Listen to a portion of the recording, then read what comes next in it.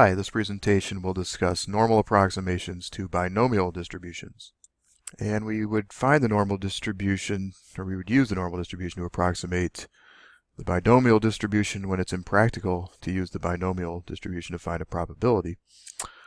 And so based on that, if n times p is greater than or equal to 5 and n times q is greater than or equal to 5, then the binomial random variable x will be approximately normally distributed with the mean of n times p and a standard deviation of the square root of npq, which are familiar from previous presentations.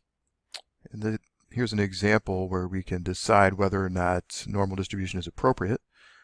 So with the first example, you have 36% of people in the United States who own a dog. You randomly select 25 and ask them if they own a dog. So we're looking at the probability of owning a dog being 36%. So here we convert that down to 0.36 proportion times 25 of people. So that gives us 9. And then the complement of that is going to be the remainder, 1 minus p here. So we got 0.64 times the same as 25 sample, which gives us 16. In both cases, the product of NP and NQ are both greater than 5. So that means, yes, we can use the normal distribution. In this second example, we see there are 14% of people who own a cat. And if we take samples of 20, that n times p is only going to give us 2.8. So while NQ is greater than 5, NP is not, and therefore we should not use the normal distribution. And the binomial distribution, based on the correction for continuity, is discrete, can be represented by a probability histogram, but when using the continuous normal distribution to approximate a binomial distribution, we simply move 0.5 units to the left or to the right of the midpoint, and that will include all possible x values in the intervals, because it is discrete, not continuous. So to calculate the exact binomial probabilities, the binomial formula is used for each value of x, and the results are added. So if we use a correction for continuity to convert binomial intervals to a normal distribution, here are some examples. Number 1, the probability of getting between 125 and 145 successes inclusive. The discrete midpoint values, 125 through 145, the continuous interval is x between 124.5, because we're just taking half off the lower bound, to 145.5, because we're just adding half to the upper bound. And the probability of getting exactly 100 successes, here we've got the discrete midpoint value instead of a range, which is 100. Therefore, we just take half off to the left and add half to the right.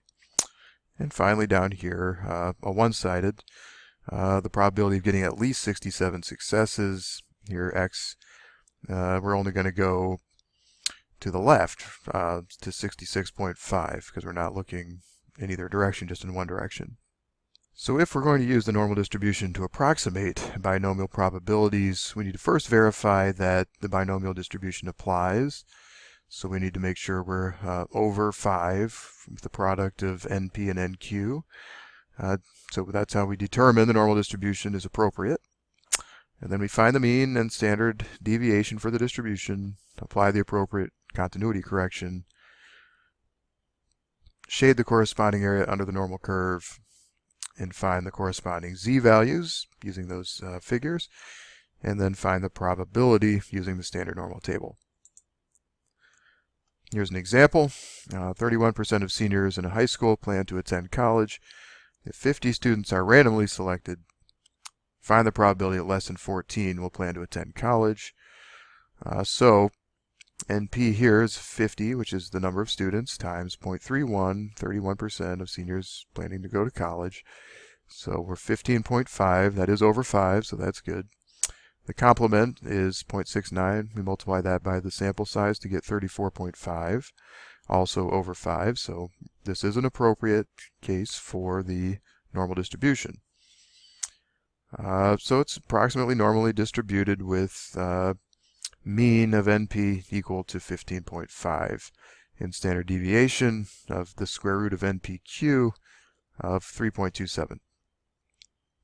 So the probability of less than 13.5 equals the z-score. Remember 13.5, we take 0.5 off for the lower bound, because our question is that less than 14 students plan to attend college, so it would be 14 minus 0.5.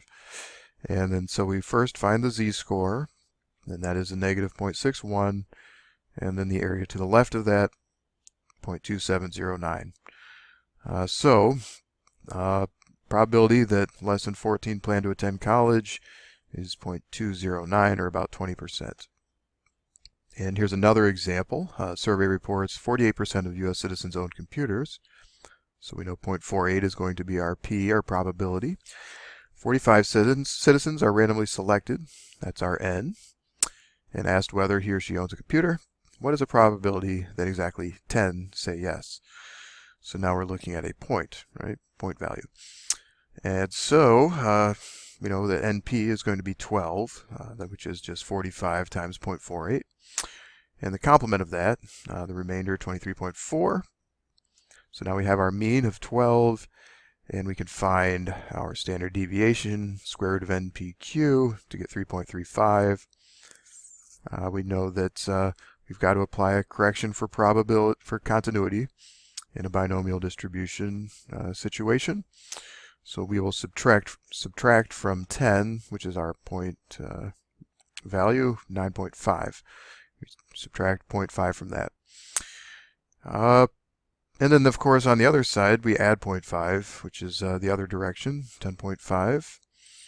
So then we find our z-scores for those, and we come to 0.0997 for the area between the correction for continuity points around that value. So the probability that exactly 10 U.S. citizens own a computer is 0.0997, or about 10%.